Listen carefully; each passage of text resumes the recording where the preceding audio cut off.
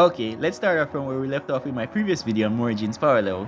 We left off when Mori first awakens his complete Monkey King powers. He was around planet plus level, able to destroy 2 planets simultaneously with a battle speed of 6,641,888 miles per hour. Since his Monkey King mode multiplies his abilities by 32 and his staff expansion and extension speed is around 207,559 miles per hour. For the sake of the flow of this video, and also because of Newton's third law, I'm giving him multi-planet level durability, and we'll go up from there. Don't worry, this makes perfect sense since he was able to resist multi-planet level attacks from the first Crown Prince of an attack, and he proceeded to fight Sujin Lee afterwards, so it's probably higher, since even without his armor suit, he tanked the Sage World's explosion without dying, although it finally knocked him out. Nevertheless, after waking up in the other world, Mori Jin, in his Monkey King mode, tanked 2 planets' destruction simultaneously without flinching, while he was busy clashing against the King, or the Jade Emperor. He even casually tore through the Sage planet, which has a building that's 7,000 stories high underwater, holding the heavenly realms, with each floor containing powerful titans, but the last 7 floors contain the realm rulers, who are the strongest individuals in that universe.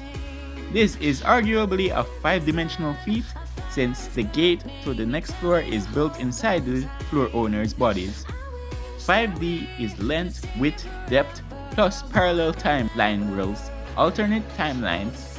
If a universe shares a timeline, it's not a parallel dimension, but another universe you could travel to that's simply distant away. Think Dragon Ball Super. The 12 universes all share the same timeline and are distant from each other, so they're not parallel.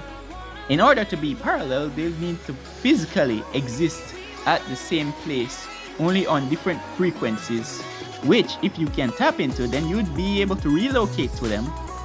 Most 5D-dimensional characters are one of a kind, so there is no other versions of them across parallel worlds. The Divine Realm in the High School fits those criteria, since Beelzebub asked the Jade Emperor why he'd leave the Divine Realm where time flows slowly compared to the mortal world. This proves that they don't share the same timeline, so it's 5D, which his staff traveled through multiple gates in a single second, making it 5D. If you disagree here, there are multiple statements that prove that Mori is indeed higher dimensional, since none of these characters have a reason to lie. Monkey King Mori Jin does in fact possess 5D weapons, since even his Gyeongdong cloud crossed over from Earth to the Sage Realm, making it 5D.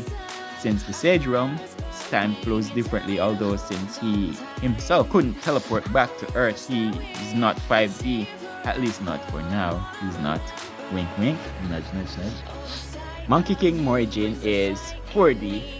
I'll explain why later, but it should already be obvious if you read those statements. That's the refresher to get you up to speed, since Mori Jin later mastered his complete Monkey King mode, making it less taxing on his body's resources, which allows him to always reactivate it after a minute or so, but only as long as he's not tired. With Monkey King mode powers, he has a fiery red eyes and a golden pupils, which can translate any language. His clone's Eyes of Truth could pinpoint a teleportation's travel direction to stop Manjin Sang from teleporting away, and Mori can breathe in space. He can use an acupuncture technique I like to call Bongchim Na style artery block, which disables his opponent's body parts when hit. He has another acupuncture technique called No Pain, which removes limiters placed on his body because of pain, which allows him to perform stronger attacks up to 5 levels higher, or 41.67% times stronger than his usual max output. If you were gonna get technical, so his max painless speed should be much higher than base. but only at the risk of destroying his body, since the nature of that technique is a lot similar to Jabun Jim limiter removal, which doubles his fighting power, stats, and durability for a limited time period. Mori Jin also gained a Sealing Gourd bottle, which can capture any monster or human, but is physically stated to be unable to touch heaven or heavenly beams. He is able to copy other people's martial arts. He doesn't wait until someone transforms to attack them. He perfectly defeated the 6th floor owner with a single attack from Yoi, his staff. He once wrote his name out of the Book of Death. Each hair on his head can transform into clouds, which sources their energy from and strength from his main body, making them rival him in strength. Although the more of them he makes, the more his power will be reduced, since he is dividing his own power among them like a Wi-Fi signal. So the closer they are to him, the closer they will be to him in power, until they are almost equals. He managed to defeat the 7th floor gatekeeper, who's a blob that duplicates when you tear it apart and regenerate when you hit it. He won by atomizing it with strikes from his speed mode before he disintegrated the remains. Although the blob narrowly survived, it decided to throw in the towel so he'd spare its life. He then proceeded to interact with a 4th dimensional shape, which encased the portal to the next floor. He casually split the previous leader of the 1st floor, Beelzebub, and multiple Nephilim and Angelos in half. He's able to body the 2nd heavenly realm, his owner, who's Garuda, in the 3rd phase, who's Jachion Dasion's sworn brother, and near equal to his past self. Mori Jin's immune to poison. His staff, according to Uriel, supposed weight is 80 million tons. This is most likely dubious, since Uriel once held back Mars from hitting the Earth for a few moments, which it was destroyed by Jupiter. However, she couldn't hold his staff for even a second, even with Mori able to casually carry it around like a beast. So most likely that's its base weight, but it can exceed Mars' weight. He defeated the masters of the 1st floor in around 7 minutes, but stated he could have done it in 2 minutes. 666 Satan not only perfectly copied the King's planet toss, but he threw Jupiter at FTL plus speeds super casually. So I'm gonna say he's star plus level, since if he could throw Jupiter that fast, he most likely could throw the sun. Plus, he can absorb light and heat from the sun, and he has a 2nd phase with wings and armor suit similar to Mori Jin's that he can use to multiply his powers again. He can regenerate and match Mori's non-speed mode speed. And as for something I mentioned in the last video, heavily suppressed King Uma using Pachofan release state while trying to limit casualties and destruction, was able to blow away clouds weighed at least 1,400,000,000 pounds with merely shockwaves from one of her attacks. She vaporized or blew away the Monkey King's entire kingdom. The attack from King Uma's Pacho resulted in all nearby oxygen being blown away, and that's while being severely nerfed, since her real body was way stronger, having 4 horns instead of 2. She was able to bully Bishop Byron inside Mori's Sealing Gourd bottle, neutralize the earthquake with a sneeze, casually one-shot, and attack 50 times stronger, bigger than a nuclear explosion without even getting scratched. The power scaling community calculated that a character assuming humanoid physiology and is hit in the torso, the assailant should be at least having the attack potency of 7.5 times higher than their opponent's durability in order to one-shot them. So I lowballed her and said King Uma was continental, at least while she is not using her Pachofan. And I said that will become clear not to be the case in a while. Well, this is why. King Uma was able to go toe-to-toe with the first Crown Prince of Natak for a while, so she's definitely at least planetary plus, since she was also up against Michael, a multi-planetary level entity, give or take. King Uma only lost to them because Garuda stepped in, making it a 3-on-1, which gave Natak the opportunity to finish her off with his Planet Buster hammer before they could finally seal her main body away. So she's multi-large planet to star level, especially since she didn't deem it necessary to step in the Ragnarok War even when Jupiter was coming for Earth. So most likely she was either ready to die or was Jupiter +++ level in strength and durability, which gave her no reason to worry. Why am I bringing up King Umar and 666 saying it feats in a Mori Jin video? Well, King Umar is relative to Dacian Xiang, or Mori's past self, so this is fairly relevant for our understanding his battle powers, since Mori's past self was able to endure being placed in a furnace for 49 days, which he stated was similar in temperature to the sun's surface. Yet Mori's past was just chilling in there for 49 days straight, only commenting on the fact that the fox bite was the only thing that still hurt him through the whole ordeal, proving that the furnace was much of an issue to him. And neither did the sun's surface hurt Mori in the battle against 666 Satan. Quick side note, after his past broke through this furnace, the heat did seem to hurt his eyes, changing its color from blue to red, so that's something. If he can match or flex force, such as King Uma's attacks, then his body should be capable of enduring or producing equal forces. So let's rank past Mori and say Dacian Xiang was star level at his peak. I could have gone higher with the scaling here, but Occam's razor states that something should be multiplied without necessity, since the simplest solution is usually the right one. Plus, Hitchin's razor states that claiming something without substantial evidence will allow it to be disproven without substantial evidence, and I don't want this video to become irrelevant due to an error brought about because of my personal thoughts on how strong they are, especially since the old man Jade Emperor was scaled to be around star level. His prime was greater though. If his prime and Mori were both star level, then there's no reason Dacian Xiang should have lost, or else...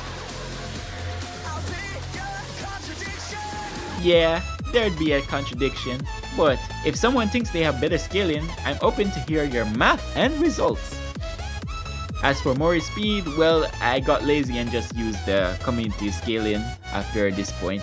During his battle against 666 Satan, while he was pushing himself to get faster, without speed mode, his speed broke the light barrier, so he's FTL+. What does that mean in English, you may ask?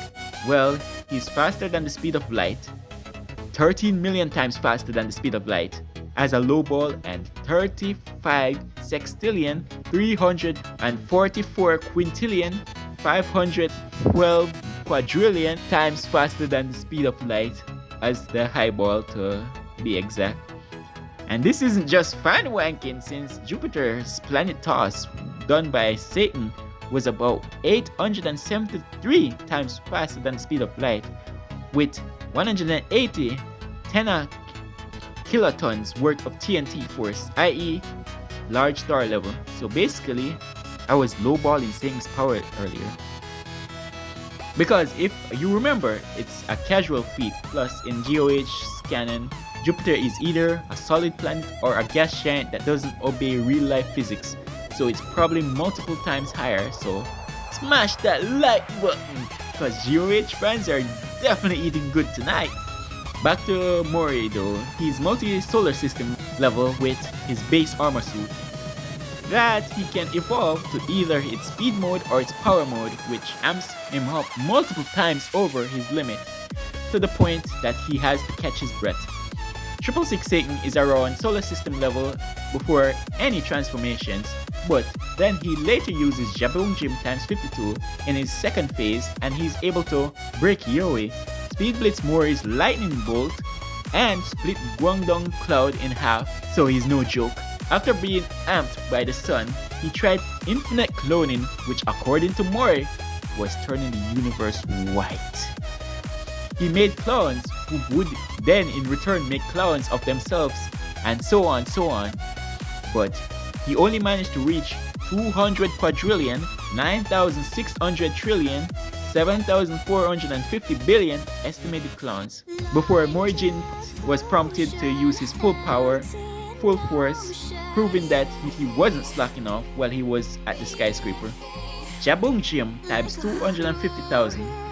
With Mori Jin's Jin kick, one-shotted all those clones, treating them like butter, even though they'd at least be large star level. And for the record, there's only 200 billion trillion stars in our observable universe. So Mori killed more star level Satans than there are stars in our universe. There's more! There's more! 666 Satan survived the attack and attempted to copy Jabung Jim times 250,000, which, for the record, Jabung Jim's Mori speed peaks at 3 trillion, massively times the speed of light, as the low ball, or 8 octillion, 836 septillion, 127 sextillion, 892 quintillion, 183 quadrillion, 314 trillion, 100 billion times the speed of light as a high ball. Obviously, Mori is not having that and freezes 666 Satan's body with Jabung Jim style blood vessel Bangchum Na before he combined 10 of his most powerful martial art techniques, completely destroying 666's body, leaving his head, neck, and chest. 666 then finally reaching his final phase, phase 3, champion among the gods, a genius according to Heavenly Realm standards, estimated to be a low multi-galaxy level. However, once again, Mori one-shots him using Mori Hoi, Jin Hocho, kick off the Blue Dragon, and kick off Emogi in around 100 picoseconds. That's around 0.0000001 seconds, which kicked out the sun's light. Nah, I'm just playing. He actually turned off the universe for a moment. According to the narrator, since saying that he only turned off the sun would be blatantly untrue, since we can visibly see the whole universe goes dark, not just the sun. Plus, the narrator says universe, alluding to the fact that this attack was a universe-scale blackout, i.e. high multi-galaxy level in destructive capacity. This represents an absurd level of power that can be felt across the universe without the author having to destroy anything, especially since the Earth was literally nearby, and definitely less durable than any star. There's something we can experience here on Earth called the new moon, during which we cannot see the moon and thus the sky is completely dark, but we're still capable of seeing stars. In fact, we're able to see thousands of stars instead of a few hundreds. It's a well-known fact that most of the stars we see aren't in our solar system, so this means the universe turning off kick in fact scaled the universe instead of supposedly blanking the sun. It's common sense that if the sun goes out, the stars will be visible. Rebound then hits, which Mori calculated to be enough to kill him, but instead he just screams really hard. Note, the low ball is calculated by using Mori's travel speed to another solar system to save Ilipio Park from being murked by the Jade Emperor / King. Interstellar distance in around 10 seconds would give us around those numbers if we used our own universe as an example and traveled from our galaxy near our sun to the closest galaxy star, Proxima Centauri. We'd get a distance of 4.2 light years. The high ball is from calculating the speed from the shockwaves from his kick that turned off the lights, then dividing it by 256,000, so they're both right. One's from travel speed and the other is from battle speed. It is then revealed that Mori Jin is the supreme deity of their universe, and there's a loop of binding that 666 Satan can never break or / remove, which leads him to sense that he'd never be able to beat Mori Jin since he's like a being from a higher dimension. Then Mori one-shots him for the final time, but this time with a dead-on kick. Removing the loop of binding from Mori's head was heavily implied to have given him a amp similar to when he used Jebung Jim times 250,000, since otherwise he should have lost that exchange / clash, final clash with 666 Satan. If I'm to calculate this feat, then Isaac Newton's third law would be my approach, since it states that For every action, there's equal opposite reaction, which means that for every interaction between two objects, the size of the forces on the first object is equal to the force on the second object. This gives his armor suit low universal level of durability and his yaoi stuff low solar system level up, since it was destroyed by a mid solar system level fighter. Mid, low, and high represents how casually it could pull it off to how taxing it would be to pull it off. Low means it would struggle to do so if it could even do it in the first place. Mid means it's at the right level to do so at its peak, and high means it's casual. It's a casual feat with little to no difficulty. His clothes lightning is about low, large star level at best, and yes, he's multi-galaxy level even though he's 4-dimensional. Higher dimensional doesn't automatically equal infinite universal, or else he's higher dimensional in the spatial sense. It's Hux based, not spatial based. For example, Hit from Dragon Ball Super is 4D since he can control time to a certain degree, but he isn't infinite 3-dimensional since that'll allow him to destroy infinite universes, which he obviously can't do since Zeno himself was stated to be only able to destroy 12 to 24 universes at once. His 4D nature comes from his time hacks, and not from the fact that he can perceive the 4th dimension. So yeah, that's it for now. That was my crack at power scaling Ragnarok Mori Jin, otherwise dubbed as Prime Mori Jin or Supreme God Mori Jin. Last time I promised to power scale Mori Jin if the video got around 20 to 30 likes, but you guys weren't able to do so, thus this will be my last Mori Jin power scaling video, or else this video achieves that benchmark. Since I'm pretty exhausted from all the research I've been doing for over a week, rereading the series to verify these feats. So show some love by clicking that thumbs up below and hit that subscribe button along with the notification bell to change the option to all so you won't miss the next video.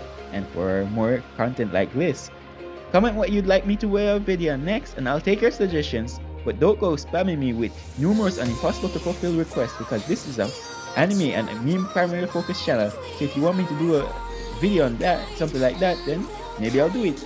I'll also do videos on video games, novels, comics, and mangas, and even reviews on other YouTubers if you're lucky. Top 10s, theories, and pretty much whatever you guys enjoy. Have a great day or night, whatever time you happen to be watching this, and peace out. See you in the next one. Awesome weebs. Also, here's my socials. You can follow me there if you want to chat.